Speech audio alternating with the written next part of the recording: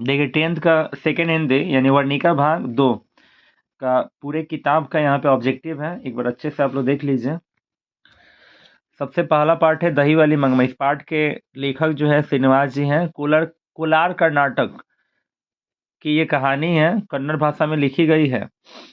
और खास करके देखा जाए तो इसमें दही वाली मंगमा कहानी में जो है भारतीय महिला का वर्णन किया गया है, जिसमें किस तरह से मंगमा बाड़ी पर दही बेच-बेच कर अपना और अपने परिवार का पालन पोषण करती है, लेकिन उसकी बहू नजमा जो है उससे झगड़ा करती रहती है। उसकी कहानी आपको पता ही होगा। पहला क्वेश्चन है, रंगपा का घर कहाँ पे था? तो औलूड़ के पास वेकेंटपुर में। मंगमा से पैसे कौन मांग रहा था? तो रंगपा जो शौकिया जुआड़ी था, जो मंगमा का संपत्ति हड़पना चाहता था। मंगमा का झगड़ा किससे था? तो नजमा से था। बी आर नारायण ने किस कहानी का अनुवादन किया है? तो दही वाली मंगमा का। देखिए श्रीनिवास जी जो है दही वाली मंगमा कहानी कन्नड़ भाषा में लिखे हैं, लेकिन उसका हिंदी में अनुवादन किया है किसने? तो बी आर नारायण ने। किस चीज का? तो दही वाली मंगमा का।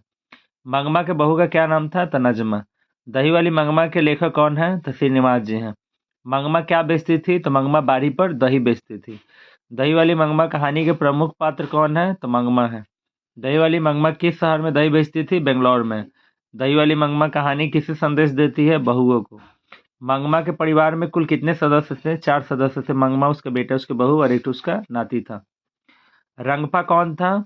तो रंगपा एक शौकिया जुआड़ी था, जो किसमें नहीं दिया है, तो इनमें से कोई नहीं। अधिक बुद्धिमान कौन थी? तो नाजमा, उसकी बहू। मंगमा रंगपा से क्या चाहता था? धन। क्वेश्चन जो है पलट दिया है, ठीक है। इसमें रहना चाहिए कि रंगपा मंगमा से क्या चाहता, तो वही धन होगा। श्रीनिवास का पूरा नाम क्या है? मास्ती वेंकटेश अय्यर। दही वाली मंगमा किस भाषा में अनुवादित की गई है? तो कन्नड़ भाषा में। आपका ये अब 2 पार्ट हैं। ढहते विश्वास 7 कौड़ी होता है जी, उड़ीसा की कहानी है, किस तरह से बाढ़ और सुखाड़ आकर वहाँ के लोगों के जीवन को तबाह कर दिया है। लक्ष्मी नाम की एक महिला है और उसके यहाँ 1 बीघा ज़मीन भी है। पति का नाम लक्ष्मण है और बाढ़ सुखाड़ आने के चलते फसल पौधे नष्ट हो जाते हैं। पति को कलकत्ता में नौकरी करना पड़ता है, उसको भी गाँव के तहसीलदार के यहाँ काम करना पड़ता है, ठीक है। और जो है उसके घर जो है मिट्टी घास फूस के थे। उसका लड़का है जिसका नाम अच्युत है। बाढ़ आया है, बांध को बांधने गए हैं, दलई का बांध, जहाँ पर बाढ़ का पानी नहीं रुका है। वो बांधने के लिए अपने बेटे अच्युत को भी भेजती है। कहानी आपको पता होगा। दिया है कि महानदी के ऊपर छोर में कौन सा बांध था? तो हीराकुंड। लक्ष्मी के ससुर कैसे मर गए थे? तो बांध में काम करते समय। ढहते विश्वास किस भाषा में अनुदित ली गई है? उड़िया, क्योंकि उड़ीसा की कहानी है। ढहते विश्वास के रचयिता कौन है? 7 कौड़ी होता है जी। लक्ष्मण कौन था? तो लक्ष्मी का पति था। लक्ष्मण कहाँ पर काम करता था? कलकत्ता में। लक्ष्मी के पास कितना बीघा जमीन था? तो 1 बीघा। लक्ष्मी किसके घर काम करके अपना गुजारा चलाती थी? तहसीलदार के यहाँ। ढहते विश्वास कहानी का प्रमुख पात्र कौन है? लक्ष्मी। ढहते विश्वास कहानी में स्कूल कहाँ पे है? तो पेड़ के नीचे। ढहते विश्वास कहानी किस राज्य की प्राकृतिक आपदा पर आधारित है? तो उड़ीसा। ढहते विश्वास कहानी में किस नदी का भयावह दृश्य प्रस्तुत किया गया है? तो महानंदा। बाढ़ के पानी को रोकने के लिए गांव में लोग किस बांध को मजबूत करने का प्रयास कर रहे थे? तो दलई के बांध को। लक्ष्मी का घर जो है किस नदी के बांध के नीचे था? तो देवी नदी। लक्ष्मी के बांध की निगरानी करने के लिए किसको भेजा था? अच्युत को। लक्ष्मी का घर किस चीज का बना हुआ था? तो घास और मिट्टी के। गुड़ निधि कहाँ से लौटा था? वो कटक से पढ़ कर आया था, ठीक है। लक्ष्मी लक्ष्मण की क्या थी? तो पत्नी थी। अगला पार्ट 3 पार्ट माँ कहानी है, जिसमें मंगू नाम की एक लड़की है, पागल गूंगी बहरी है। उसकी माँ जो है दिन रात उसका ख्याल रख रही है। और मंगू के कितने भाई थे? 2 भाई थे। अगहन का महीना माँ के लिए क्या था? शुभ था। माँ कहानी किस लेखक द्वारा रचित की गई है? ईश्वर पेटलीकर द्वारा। मंगू की माँ की कितनी संतानें थी? 4 संतानें थी। मंगू किस कहानी की पात्रा है? माँ कहानी की। माँ कहानी में किसके ममता का वर्णन किया गया? तो माँ के। माँ कहानी का प्रमुख पात्र कौन है? तो मंगू। मंगू कैसी लड़की थी? पागल और गूंगी। माँ कहानी में कौन पागल था? मंगू। मंगू की उम्र कितनी थी? 12 साल। मंगू जिस अस्पताल में भर्ती होती है वहाँ के कर्मचारी कैसे हैं? व्यवहार कुशल। इस तरह पागल पुत्री को तो एक माँ ही पाल सकती है। ये किसकी उक्ति है? समाज के लोगों की। मंगू को पागलपन का रोग कब से था? जन्मजात था। मंगू को भर्ती करने के लिए मां ने किसे पत्र लिखकर बुलवाया था? बड़े पुत्र को। मंगू को लोग किस अस्पताल में भर्ती करना चाहते थे? तो पागल के। खून की सगाई किसकी प्रसिद्ध कहानी है? ईश्वर पेटलीकर जी का। अगला नगर कहानी, यहाँ पे वली लमाल नाम की एक महिला है, उसकी एक लड़की है पपाती, जिसको मेंजाइट रोग हुआ था, शहर जाते इलाज के लिए। उसको इलाज बेहतर, माने बेहतर क्या, उसको गरीब होने के कारण, अनपढ़ होने के कारण उसका इलाज नहीं किया जाता है। 48 नंबर कमरे में उसको रखा जाता है। इस तरह कहानी है, पता ही होगा। मीनाक्षी मंदिर कहाँ पे है? तमिलनाडु में। वली लमाल को कितने नंबर कमरे में रखा जाता है? 48 नंबर। पपाती को कौन सा रोग था? मेंजाइट रोग था। नगर कहानी किस लेखक के द्वारा लिखी गई है? सुजाता। एस रंगराजन सुजाता। नगर कहानी किस भाषा में अनुदित की? तमिलनाडु की कहानी है तो तमिल भाषा में। पपाती की उम्र कितनी थी? 12 साल। एस रंगराजन किस लेखक का पूरा नाम है? वही सुजाता का। पपाती किसकी बेटी थी? वली लमाल की। नगर कहानी में किस नगर का वर्णन किया गया? मदुरै शहर लेके जाया गया था उसको इलाज के लिए।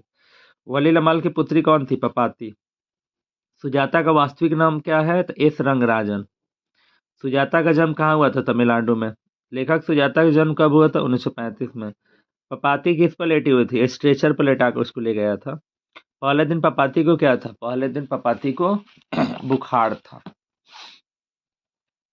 धरती कब तक घूमेगी कहानी से ली गई है, समकालीन भारतीय साहित्य से। धरती कब तक घूमेगी की कहानीकार कौन है? सावर दहिया जी। धरती कब तक घूमेगी किस भाषा में अनुदित की गई है? तो राजस्थानी। सीता के बेटों ने सीता को कितने रुपए महीने देने का निर्णय लिया? 50 रुपया। सावर दहिया किस भाषा के कहानीकार हैं? राजस्थानी। सीता को अपने ही घर में क्या महसूस हो रहा था? घुटन। धरती कब तक घूमेगी कहानी के प्रमुख पात्रा कौन है? सीता। धरती कब तक घूमेगी कहाँ की कहानी है? राजस्थान की। सीता को कितने पुत्र थे? 3। सीता के बड़े लड़के का क्या नाम था? कैलाश। अर्धविच्छिद की अवस्था किसकी थी? सीता की थी।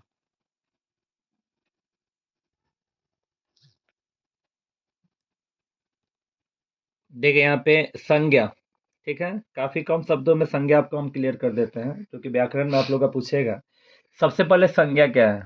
तो किसी भी वस्तु व्यक्ति स्थान के नाम को हम लोग क्या कहते हैं? संज्ञा कहते हैं। किसी वस्तु व्यक्ति स्थान के नाम उत्पन्न होने वाली भावना विचार, इन सबको हम लोग संज्ञा कहते हैं। संज्ञा के 5 भेद होते हैं। कौन कौन? व्यक्तिवाचक, जातिवाचक, समूहवाचक, भाववाचक और द्रव्यवाचक। सबसे पहले द्रव्यवाचक से हम क्लियर करते हैं, ठीक है, कि द्रव्यवाचक संज्ञा क्या है।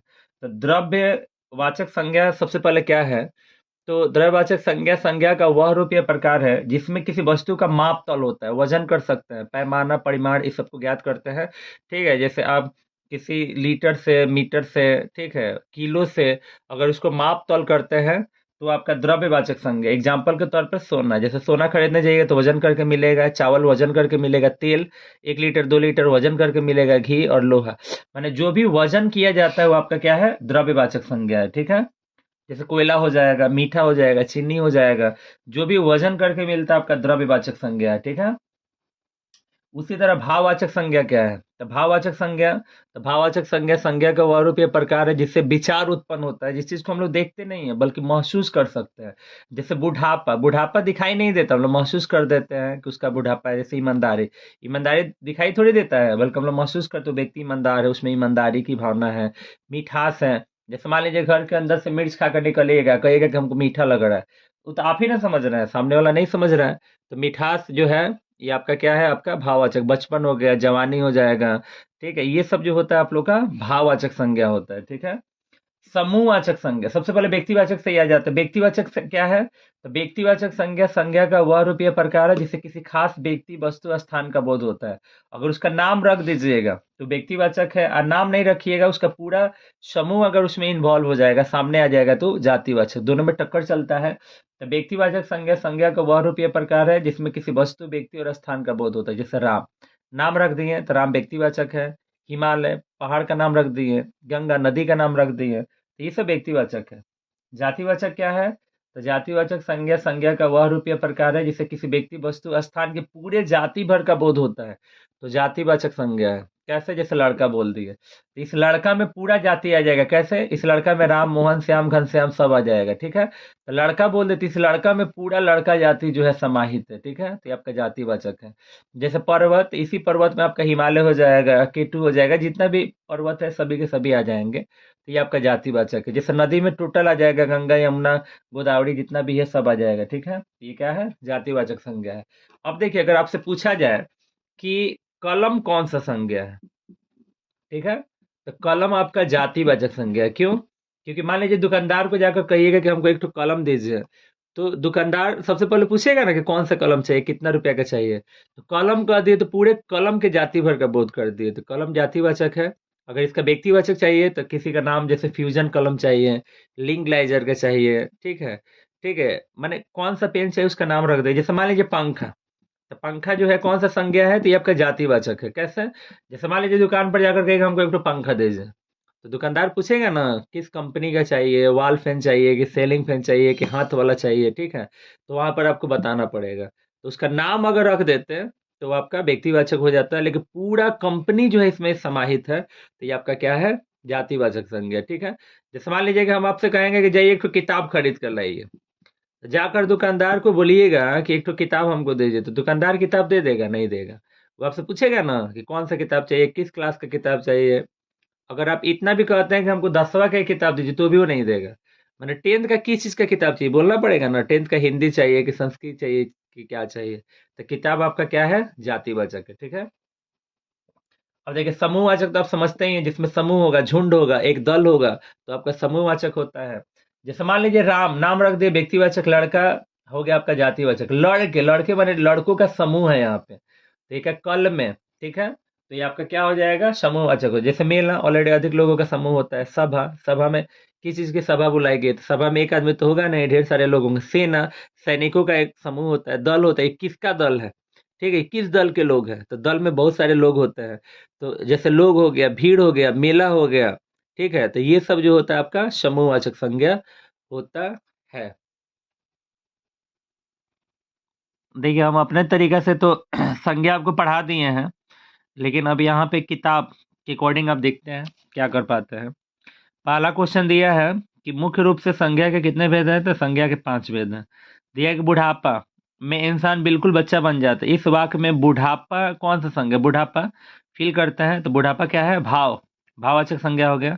आजकल भारतीय पहनावे बदल गए हैं, इस वाक्य में पहनावे, तो पहनावा भी तो क्या होता है? भाववाचक संज्ञा होता है।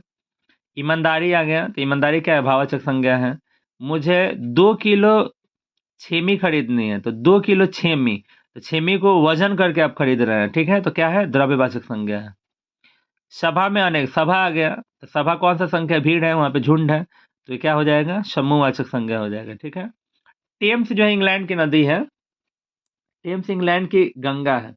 इस वाक्य में गंगा कौन सी संज्ञा है? तो उसका नाम रख दिए हैं, तो क्या है? व्यक्तिवाचक संज्ञा है। रामचरितमानस हिंदियों का बाइबिल है, इस वाक्य में बाइबिल, बाइबिल नाम रख दिए हैं, एक ग्रंथ का नाम रख दिया बाइबिल, जैसे गीता, कुरान, उसी तरह बाइबिल क्या है? ये आपका व्यक्तिवाचक संज्ञा है। अब देखिए, जैसे यहाँ पे दिया है कि राम और श्याम में मित्रता, इस वाक्य में मित्रता क्या है? तो मित्रता क्या है? यहाँ पे भाववाचक संज्ञा है। ठीक है, धूप बहुत कड़ी है, इस वाक्य में धूप क्या है? ठीक है, ये इस वाक्य में धूप क्या है? तो वही आपका भाववाचक संज्ञा है। सोना बहुत चमकीला, सोना वजन कर सकते हैं, तो द्रव्यवाचक संज्ञा है। भाववाचक संज्ञा का उदाहरण है, तो भाववाचक संज्ञा लकड़ी तो होगा नहीं, घड़ी तो होगा नहीं, बंद है, सर्दी हो जाएगा, महसूस करते हैं। मित्र शब्द का भाववाचक संज्ञा क्या होगा? तो मित्रता। मैदान में सभा हो रही है, यहाँ पे सभा क्या है? ऑलरेडी झुंड है, तो क्या हो जाएगा आपका? समूहवाचक संज्ञा हो जाएगा। कलम क्या है? तो पूरे कलम जाति का बोध हो जाएगा, बताए ही आप लोग को, जातिवाचक संज्ञा है। दिया है कि सभा, फिर सभा आ गया, समूहवाचक संज्ञा, बार बार पूछा है। लेकिन निम्न में कौन भाववाचक संज्ञा? बुढ़ापा। सुरेश जो है उसका नाम रख दिए हैं, व्यक्तिवाचक है। तूफान शब्द कौन सा संज्ञा है? तूफान व्यक्तिवाचक संज्ञा। तूफान जो है आपदा का एक प्रकार होगा, जैसे आपदा बोलते हैं, तो आपदा में बाढ़, सुखाड़, भूकंप, तूफान सब आ जाएगा, नाम रख दिए, तो इसलिए आपका क्या हो गया? तूफान जो है व्यक्तिवाचक है, इसका जातिवाचक क्या होगा? आपदा। गिरोह, ये किसका गिरोह है? एक आदमी को तो गिरोह कहिएगा नहीं, बहुत सारे लोग होंगे तभी ना गिरोह है, इसका मतलब समूहवाचक संज्ञा है। अक्टूबर, साल के महीना का नाम रख दिए, तो ये क्या? महीना कहेंगे तो व्यक्तिवाचक, ना जातिवाचक, लेकिन उसका नाम रख दिया अक्टूबर, क्या हो गया ये? व्यक्तिवाचक हो गया। सिपाही विद्रोह नाम रख दिए, ठीक है, सिपाही विद्रोह कब हुआ था? विद्रोह तो कौन विद्रोह? तो सिपाही विद्रोह, व्यक्तिवाचक है। उस विकारी शब्द को क्या कहते हैं? जिसमें किसी विशेष वस्तु, भाव, जीव का बोध होता है, उसी को संज्ञा कहते हैं। जिन संज्ञाओं को एक ही प्रकार के वस्तु या व्यक्तियों का बोध होता है, उसे क्या कहते हैं? एक ही प्रकार के व्यक्ति और वस्तु का बोध होता है, मतलब उसमें सब इन्वॉल्व हो जाएगा, टोटल लड़का जाति आ गया, तो आपका क्या है? जातिवाचक संज्ञा है। तो इस तरह से पूरा आपका संज्ञा क्लियर हो गया।